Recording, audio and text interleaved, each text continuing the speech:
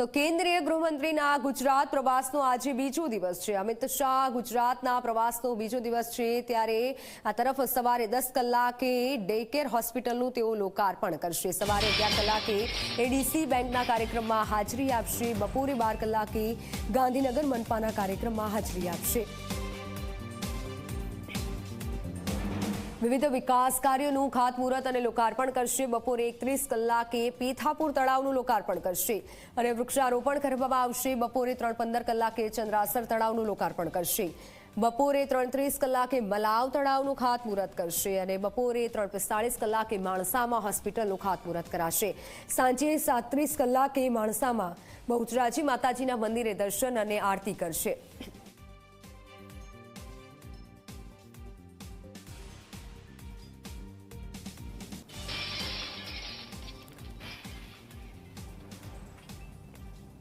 हमारी साथ संवाददाता अर्पण जोड़ाई चुक्या है। अर्पण, आज कार्यक्रम जो करवानो छे केवी कार्यक्रमनी रूपरेखा हशे?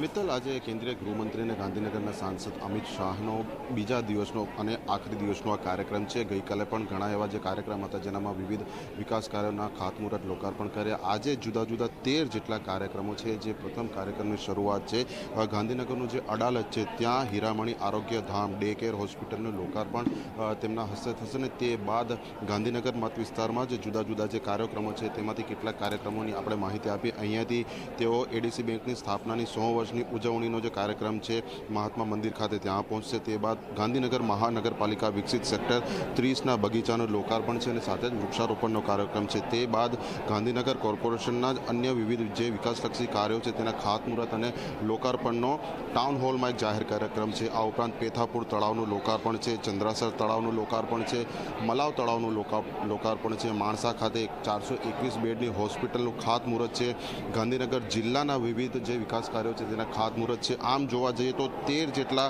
નાના મોટા જે કાર્યક્રમ છે સવારે 10 વાગ્યાથી લઈને રાત્રિના 10 વાગ્યા સુધી। એટલે ગઈકાલે પણ જે પ્રમાણે અમદાવાદ શહેર અને અમદાવાદ જિલ્લામાં તેમને વિવિધ કાર્યક્રમમાં હાજરી આપી હતી તે જ મુજબ આજે ગાંધીનગર શહેર અને શહેર જિલ્લામાં તેમના લોકસભા મત વિસ્તાર અંતર્ગત આવતા જુદા જુદા જે વિસ્તાર છે તેના આ વિકાસ કાર્યો માટે તેઓ આજે ઉપસ્થિત રહેશે। બિલકુલ અર્પણ, આભાર સમગ્ર માહિતી બદલ।